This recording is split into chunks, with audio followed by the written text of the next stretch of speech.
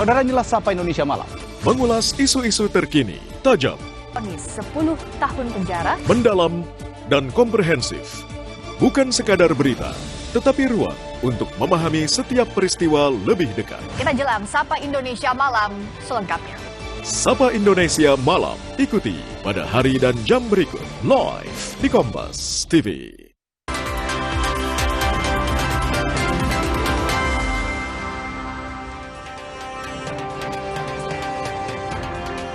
Terima kasih Anda masih bersama kami di Kompas Petang. Saya Cynthia Rompas. Saudara, militer Iran merilis rekaman video yang memperlihatkan peluncuran rudal sebagai tanggapan atas penerobosan wilayah udara Iran oleh Amerika Serikat. Salah satu yang diserang adalah pangkalan militer AS di Arab Saudi.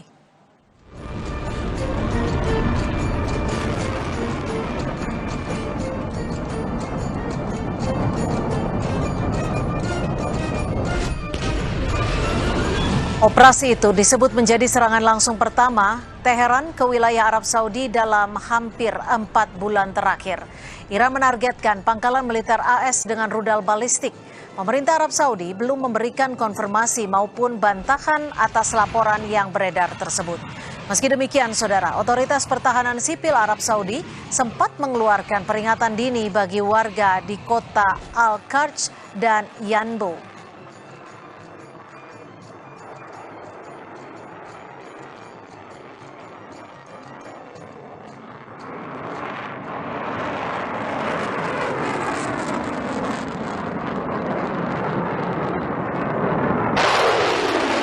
Korps Garda Revolusi Iran juga merilis video yang memperlihatkan peluncuran rudal dan pesawat nirawak drone.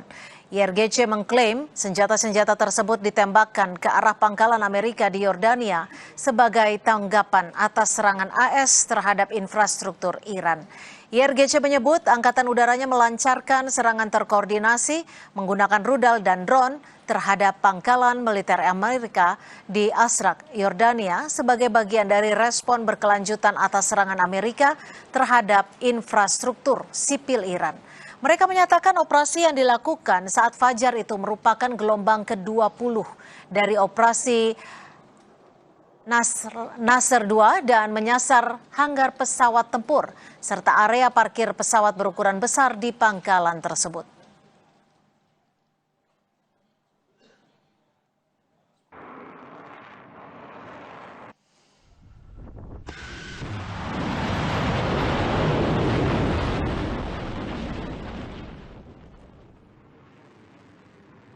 Pemimpin tertinggi Iran Mojtaba Khamenei mengancam akan memberikan pelajaran tak terlupakan kepada Amerika Serikat yang dituduhnya berulang kali melanggar nota kesepahaman yang telah ditandatangani presiden kedua negara. Menurutnya pelanggaran tersebut menunjukkan bahwa tanda tangan Presiden AS Donald Trump saat ini sudah tidak bernilai dan tidak memiliki kredibilitas. Khamenei menyatakan pelanggaran yang disebut dilakukan Amerika Serikat kembali memperlihatkan bahwa komitmen Washington terhadap kesepakatan tersebut tidak dapat dipercaya. Khamenei memperingatkan apabila Washington terus meningkatkan konflik, Amerika Serikat akan menghadapi pelajaran tak terlupakan dari rakyat Iran. همزمان با این حماسه نقض عهدهای مکرر شیطان بزرگ نسبت به تفاهمنامه امضا شده بین رئیس جمهوران ایران و آمریکا بار دیگر این حقیقت را به همگان ثابت کرد که امضای رئیس جمهور آمریکا چقدر بی‌ارزش و نامعتبر است و زورگویی، تمامیت خواهی و وحشیگری اجزاء لاینفک مرام و مسلک آمریکایی می باشد.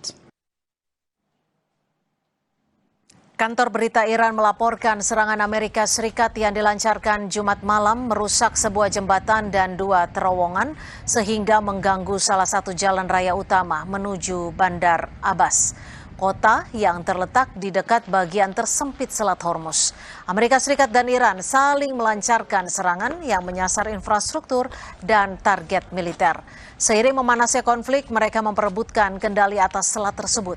Iran juga melaporkan adanya serangan terhadap Pulau Qasem yang strategis dan terletak dalam wilayah Selat Hormuz.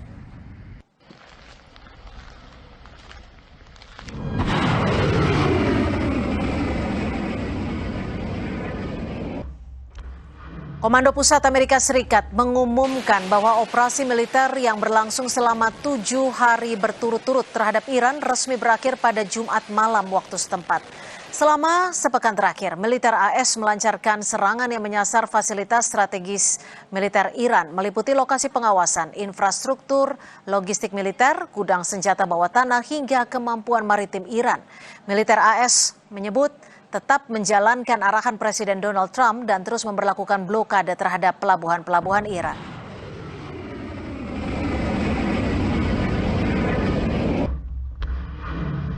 Setelah membombardir sekutu Amerika Serikat sebagai balasan atas serangan fasilitas sipil dan militer Iran, pemimpin tertinggi Iran Mojtaba Khamenei mengeluarkan peringatan keras kepada Amerika Serikat. Lalu seberapa besar kekuatan Iran saat ini? Apakah Iran mampu melumpuhkan Amerika Serikat dan sekutunya? Kita bahas bersama peneliti senior Indo-Pacific Strategic Intelligence, Aisyah Kusuma Sumantri, dan pengamat militer serta pertahanan UI, Stanislaus Rianta. Mbak Aisyah, Bang Stani, selamat sore. Terima kasih sudah menyediakan waktunya di Kompas Petang. Selamat sore, Selamat sore, Mbak Cynthia. Ya, Mbak Aisyah, kalau kita lihat eskalasi yang terjadi 7 hari terakhir ini, serangan pertama ke Arab Saudi diluncurkan Iran. Apa sebenarnya pesan dari serangan ini menurut Anda, Mbak Aisyah? Jelas di sini pesannya adalah Iran tidak akan tinggal diam kalau Amerika Serikat melakukan eskalasi. Karena kalau kita lihat di sini, sebenarnya niat dari MOU-nya masih tetap ada. Apa itu niatnya? Yaitu menghentikan sebenarnya segala bentuk kekerasan dan berusaha untuk mencapai konsesi. Tetapi permasalahannya dari MOU yang ditandatangani di tanggal 19 Juni kemarin, secara operasional ini sudah hilang, ya, sudah disfungsional sebenarnya MOU-nya, karena kedua belah pihak ini sudah melupakan sebenarnya klausal pertama untuk bisa menghentikan segala bentuk kekerasan di Timur Tengah. Yang sekarang kita lihat adalah ini kan ada pelanggaran yang dianggap oleh Iran dilakukan oleh Amerika Serikat di kawasan Selat Hormuz sehingga Iran melakukan retaliasi, ya. Dan kita lihat di sini sebenarnya Amerika Serikat saat ini tidak juga melepaskan sebenarnya Selat Hormuz untuk bisa dikuasai oleh Iran. Di sisi lain Iran pun sama, tidak akan mau melepaskan Selat Hormuz karena Selat Hormuz ini dianggap sebagai sebuah nuklir ekonomi yang dimiliki oleh Iran, ya. Ini jauh lebih efektif dibandingkan dengan senjata nuklir manapun karena dia bisa menutup Selat Hormuz apabila terjadi pelanggaran atau kemudian eskalasi perang yang terjadi oleh Amerika Serikat gitu. Di sini kita lihat gamenya kembali menjadi sebuah chicken game theory. Dalam artian kedua belah pihak ini tidak mau sebenarnya, ya, menjadi pihak yang kalah. Jadi mereka ini takut sebenarnya untuk bisa menuruti MOU. Karena apa? Karena kalau mereka menuruti MOU dengan cara misalnya melakukan deeskalasi sementara pihak yang satunya itu terus menyerang, maka mereka akan ada dalam posisi yang merugikan. Oleh karena itu, meskipun yang paling menguntungkan itu adalah sama-sama stand down, di sini kita lihat bahwa keduanya itu sama-sama melakukan, ya, eskalasi atau menaikkan tensi dari peperangan ini. Dan ini yang sebenarnya kita khawatirkan, ya, bahwa MOU-nya sebenarnya ke depannya ini menjadi gagal. Oke, Bang Stani, ketika MOU dianggap sudah tidak berarti lagi dan kemudian masing-masing negara Iran dan juga Amerika Serikat seakan-akan menciptakan eskalasinya sendiri. Lalu apa yang Anda baca dari peringatan yang dikeluarkan Mojtaba kali ini? Apakah peringatan yang disebutkan oleh Mojtaba ini bisa dikatakan peringatan yang cukup serius dan perlu dikhawatirkan Amerika Serikat? Ya, perjanjian itu memang rapuh. Jadi sekarang perjanjian itu tidak ditaati, semuanya sudah melanggar, sehingga dampaknya seperti ini. Nah, kekhawatiran saya adalah ketika nanti Iran benar-benar marah dan dia melancarkan serangan dan terjadi serangan yang cukup vital. Misal, kapal induk AS yang berada di sekitar Selat Hormuz itu nanti diserang oleh rudal. Ini akan memicu serangan balasan yang cukup besar. Misalnya nanti AS melakukan serangan darat atau penerjunan lintas udara. Ini yang berbahaya. Yang kedua, sebenarnya ini ada ancaman serius lagi adalah di Eropa ini akan memasuki musim dingin, sementara pasukan gasnya itu sebagian besar dari Qatar yang menggunakan kapal di Selat Hormuz.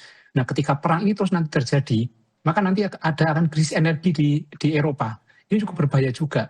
Jadi intinya adalah Amerika menggunakan taktik militer yang canggih, sementara Iran menggunakan perang asimetris yang menggunakan ekonomi sebagai senjata utamanya.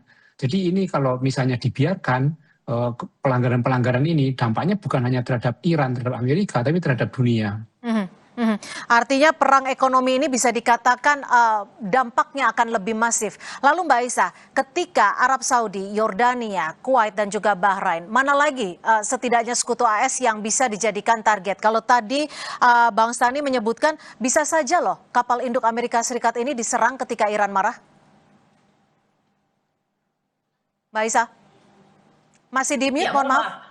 Ya, kita lihat sebenarnya mungkin saja itu terjadi karena kemarin kita baru menyaksikan sebenarnya statement dari Mohsen Rezai yang menyatakan bahwa kalau Amerika Serikat terus melakukan serangan terhadap Iran, maka kemudian Iran ini tidak akan ragu lagi untuk kemudian hanya melakukan retaliatory attack, tapi nanti akan berkembang menjadi full offensive attack.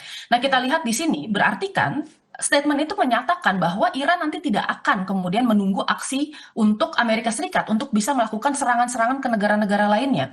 Saya rasa sekarang sebenarnya Iran ini sudah berkomitmen untuk bisa mengembalikan sekitar 1,5 kali lipat dari serangan yang diterima oleh Iran yang dilakukan oleh Amerika Serikat ya. Nah, tetapi permasalahannya kan kita lihat di sini posisi negara-negara Arab Teluk ini juga sekarang sudah mulai pecah dan berbeda-beda. Rata-rata sebenarnya negara Arab Teluk ini berusaha untuk melakukan yang namanya strategic hedging.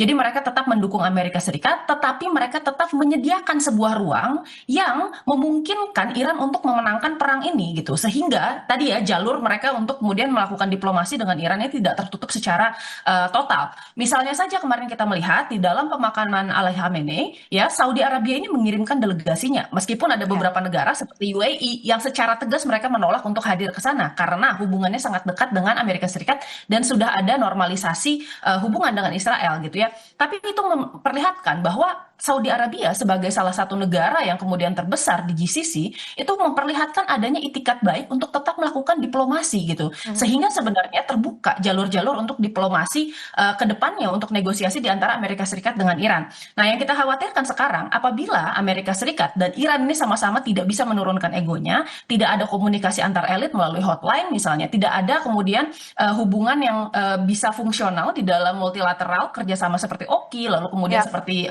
PBB, yang ini kita khawatirkan adalah distrustnya atau ketidakpercayaan satu sama lainnya ini menjadi semakin besar.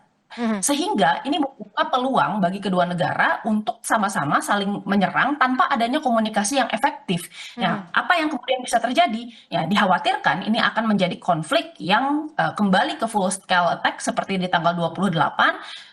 Dan kita tidak mengharapkan itu untuk kemudian kembali terjadi. Ya, tapi Bang Stanley, kalau kita melihat saat ini Amerika Serikat mengklaim bahwa akan menghentikan serangan selama 7 hari. Apakah ini bisa dipercaya ataupun penghentian serangan ini artinya bisa menyiapkan serangan yang lebih luas lagi untuk Iran menurut Anda?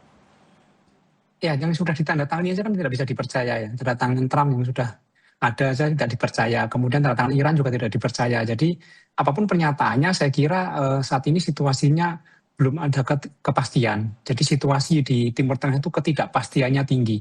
Nah, tapi Amerika akan melancarkan serangan yang besar lagi, itu bisa saja terjadi ketika objek-objek vital mereka diserang. Jadi Trump punya kebutuhan juga. Trump punya kebutuhan ingin menunjukkan kepada masyarakatnya bahwa doktrin militer mereka masih kuat. Karena akan ada pemilu selah. Kalau Amerika dianggap lemah, Amerika menunjukkan kelemahannya, ini berbahaya bagi Trump. Saya kira Trump akan terus melakukan serangan yang jauh melebihi Iran dan ingin serangan yang untuk semakin melemahkan Iran supaya dia juga tidak kehilangan muka dengan pendukungnya. Jadi tidak ada kepentingan tunggal di sini, jadi banyak kepentingan yang terjadi sehingga situasinya sulit dibaca dan ketidakpastiannya tinggi. Jadi saya kira pancingan-pancingan Iran itu bisa membuat Amerika melakukan serangan yang lebih besar lagi. Tapi apakah ini artinya amunisi yang tersedia baik dari Amerika Serikat dan Iran ini masih sama-sama kuat, masih memiliki amunisi yang bisa dikatakan membuat eskalasi perang ini lebih besar lagi menurut Anda? Ya pasti Amerika cukup kuat secara teknologi, secara alutsista dia cukup besar kemampuannya. Dan Iran saya kira 40 tahun di blokade, dia di embargo, dia juga mampu menghasilkan alutsista secara mandiri. Kedua negara ini mempunyai alutsista yang cukup kuat dan amunisi yang cukup kuat. Apalagi kita lihat polanya, ketika ada 7 hari serangan, kemudian 7 hari jeda. Jeda ini maksudnya adalah reload ya, reload amunisi, memproduksi amunisi lagi. Jadi nanti serangannya juga akan lebih kuat lagi. Mhm. Mbak Isa, serangan bisa dikatakan bisa saja meluas, namun targetnya yang juga dikhawatirkan adalah pangkalan-pangkalan militer. Apa yang Anda lihat dari serangan balasan beruntun ini, Mbak Isa? Ya, kalau kita lihat di sini Iran masih berusaha untuk fokus ke apa namanya fasilitas-fasilitas militer yang dilakukan oleh Amerika Serikat. Meskipun kita lihat sebenarnya prinsip yang sebaliknya itu dilakukan oleh AS yang mengincar sebenarnya fasilitas sipil yang ada di Iran. Kenapa kemudian fasilitas sipil? Jawabannya satu, sebenarnya Amerika berusaha untuk memutus kemampuan Iran untuk bisa bertahan di dalam perang yang sifatnya itu asimetris dan perang atrisi. Ya. Karena apa? Fasilitas penunjang seperti misalnya stasiun kereta api, jembatan, lalu kemudian pabrik-pabrik, itu sebenarnya mendukung kekuatan Iran untuk bisa bertahan melawan tekanan Amerika Serikat, khususnya tekanan ekonomi yang diciptakan oleh blokade di atas blokadenya Iran di Selat Hormuz. Nah, satu hal yang kemudian perlu kita pahami di sini, ini menarik karena sebenarnya Amerika Serikat meskipun sudah mengisi ulang kemampuan dan stockpiling misalnya, tetapi sebenarnya kita lihat bahwa Amerika Serikat ini rata-rata kalah perang bukan karena masalah militer, tetapi karena adanya permasalahan politik domestik yang menyatakan bahwa kemampuan Amerika Serikat ya untuk bisa melanjutkan perang secara keinginan politik atau political will dan secara ekonomi itu yang terkikis. Jadi rata-rata bukan karena militernya gitu. Nah, sekarang kita mengetahui bahwa AS ini sudah menyiapkan sekitar 1.000 misil. Pertama, 1.000 misil ini belum tentu semuanya akan diarahkan ke Iran.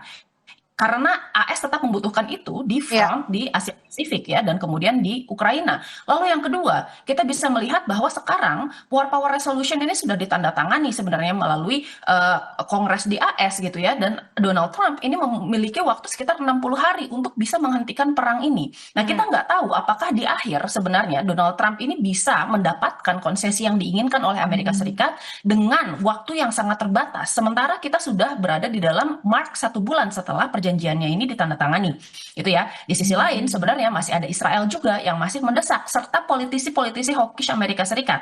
Nah, saya kira sebenarnya ini juga berpengaruh dengan apa yang terjadi di Iran, bahwa sekarang kita lihat pernyataan terkait bagaimana full offensive operation itu dilakukan dan diberikan oleh Mohsen Rezai yang merupakan penasihat dekat dari Mojtaba Khamenei. Menariknya memang ada perbedaan pendapat di antara Mojtaba dan kemudian front yang sifatnya itu adalah progresif, diantaranya adalah Galibard dan kemudian Arakci gitu yang dari kemarin menekankan pentingnya melaksanakan MOU gitu. Jadi saya rasa sebenarnya perpecahan di Iran dan kemudian perpecahan di Amerika Serikat ini akan sangat berpengaruh telak terhadap kelangsungan nasib dari perang Iran, Amerika Serikat dan Israel. Oke, Bang Stani, kalau kita lihat dalam serangan Amerika Serikat ini juga ikut menghancurkan jembatan, lokasi-lokasi sipil. Apakah ini Anda bisa katakan sebagai kejahatan perang? Ya, situasinya sudah seperti ini. Kalau misalnya dunia akan menilai itu kejahatan perang, ya itu termasuk kejahatan perang. Tetapi kan AS pasti akan berdalih, dia punya dalih, punya alasan ya. Tapi kalau kita lihat sebenarnya menghancurkan jembatan, menghancurkan masyarakat sipil itu, instalasi itu menurut saya itu masih kecil. Kalau AS misalnya mau melakukan serangan yang lebih besar, dia bisa. Iran. Artinya ini ancaman Amerika Serikat secara terstruktur? Iya, kalau misalnya Iran pun juga seperti itu. Ketika dia melakukan serangan lebih besar, dia juga bisa gitu loh. Ini saya kira masih menahan diri sebenarnya. Nah, yang kita khawatirkan adalah ketika kedua belah pihak tidak bisa menahan diri. Apa yang mengakibatkan mereka tidak menahan diri, misalnya ada provokasi-provokasi ya. Kita lihat ketika perjanjian dulu dilakukan, ditandatangani, beberapa hari kemudian ada provokasi-provokasi di Selat Hormuz sehingga terjadi serangan balasan, entah itu dari pasukan sayap kanan atau pasukan pecahannya dari Iran atau dari mana, itu terjadi saja. Israel juga memprovokasi gitu. Jadi sebenarnya ini tidak ada aktornya, tidak hanya Amerika dan Iran saja, tapi ada aktor-aktor lain yang harusnya itu juga dikumpulkan ketika akan melakukan penandatanganan perjanjian gitu. Jadi ketika tanda tangan hanya Iran dan Amerika itu nggak bisa.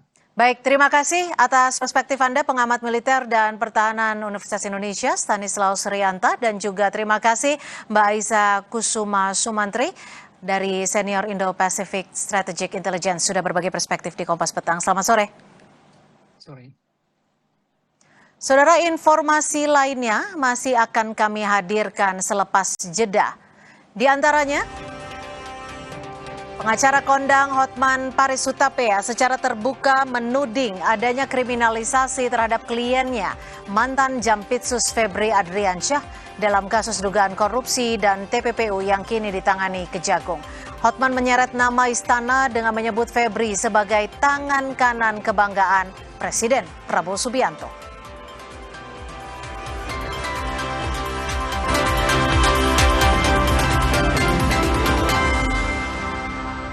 Wah, udah siap. Kenapa tiba-tiba aku sakit kepala sebelah ya? Untung aku selalu sedia obat andalanku untuk meringankan sakit kepala dan sakit kepala sebelah akibat migrain. Obat sakit kepala sebelah juga redakan sakit kepala biasa. Pal. Piala Dunia FIFA 2026 kini hadir lebih dekat di